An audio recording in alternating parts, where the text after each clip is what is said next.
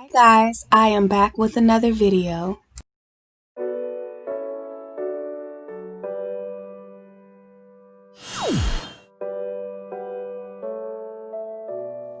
Life on that line. Let's get right into it. I'm parting my hair on camera. I'm trying my best to get these parts accurate. Believe it or not, this was the hardest part for me. I'm parting my hair above my ear and I'm trying to curve the part so that it will connect to the front.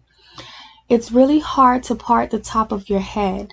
I'm going to use ShinenJam all throughout my hair, and I'm also going to use it to clean up my parts.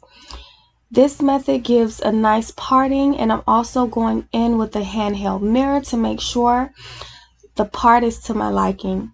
I'm going to section the front off, and I'm going to start parting the bottom half.